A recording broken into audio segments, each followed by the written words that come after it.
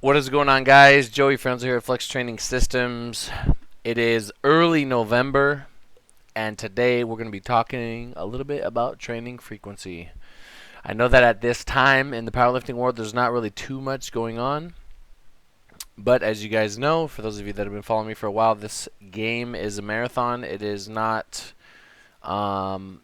this is when you can gain ground on people. It's if you can better yourself during this time when we don't have a lot of stuff to be excited about. This is exactly the way to get ahead of your competition, and I would like to think that listening to these videos and staying on top of your training is going to really help you do that.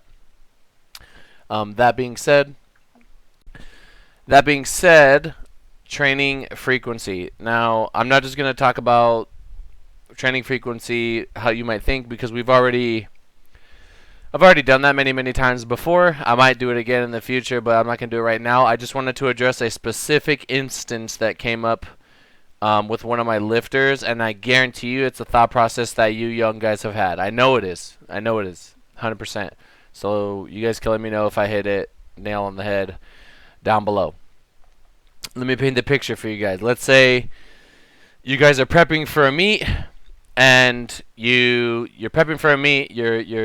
Your training's going well, you compete, you hit some PRs, and then you hit the off season, about 4 to 6 to 8 weeks later, you notice one of your lifts is not feeling as sharp as it did right before competition.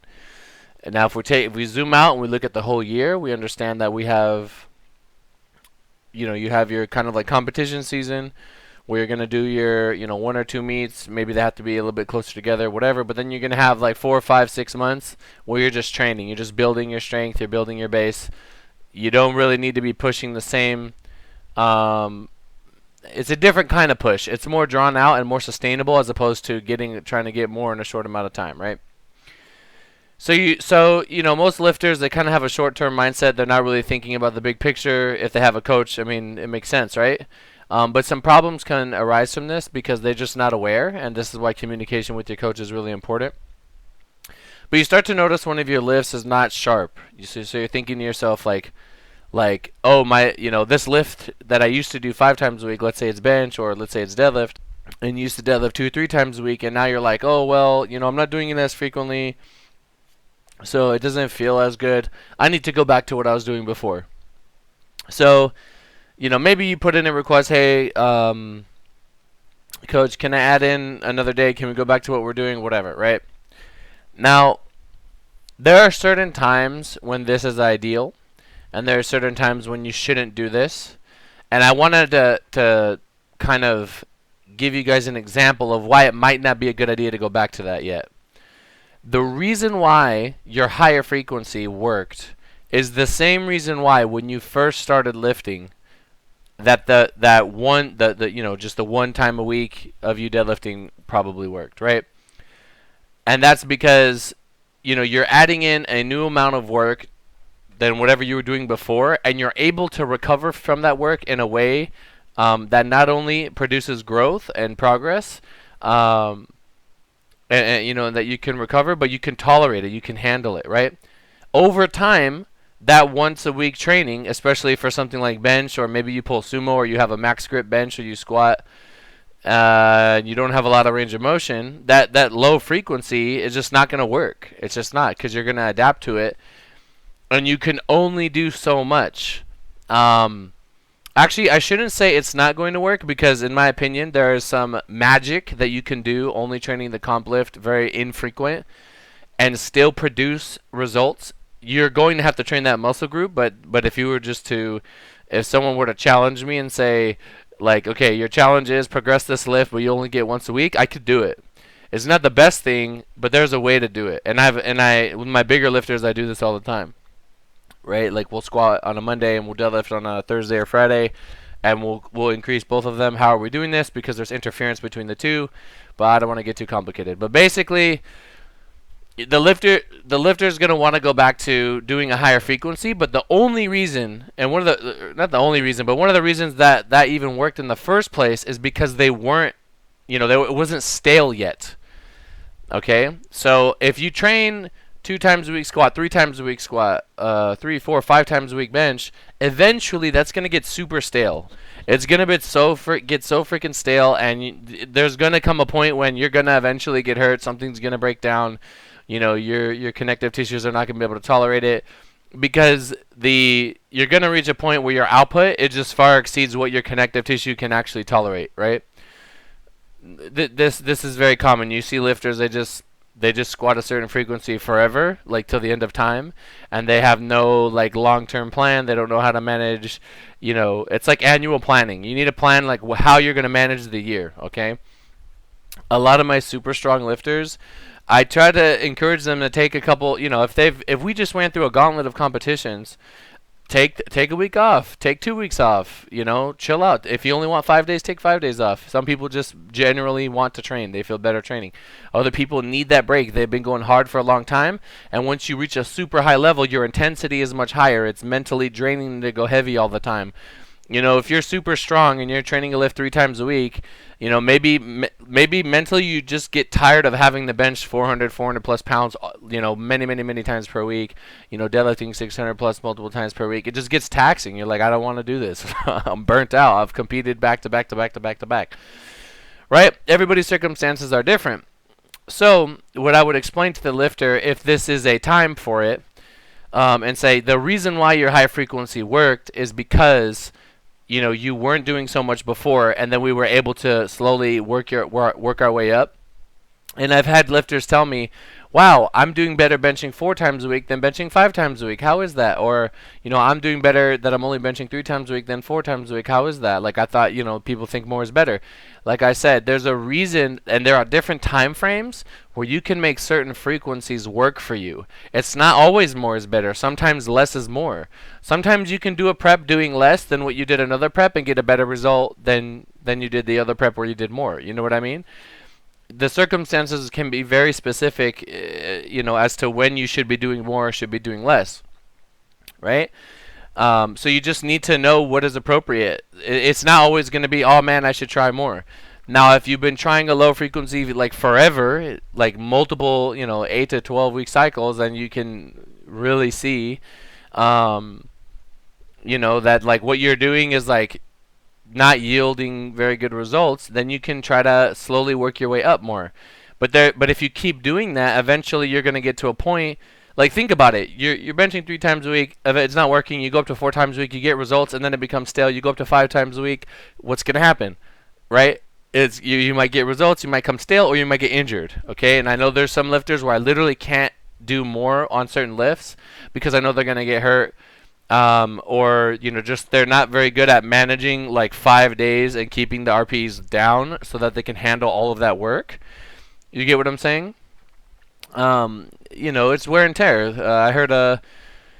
I heard a post many moons ago. I don't know how many years ago this was. This is from Paul Carter. I bet you most of you guys listening probably don't even know who that is now. But he basically said that like you're only going to be able to squat and deadlift. Like if you look back at your life, you know, you're 90 years old, you're going to look back at your life, and you're going to only have squatted and deadlifted a finite amount of times.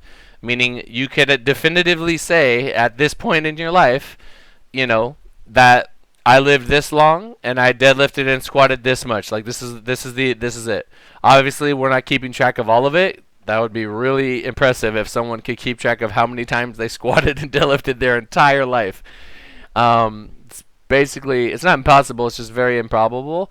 But I thought about that and I said, you know, assuming that the reason why you stopped doing those movements is because your body gave out on you eventually, what if you could get better results not doing it as much, right? What if you had a more sustainable approach to training?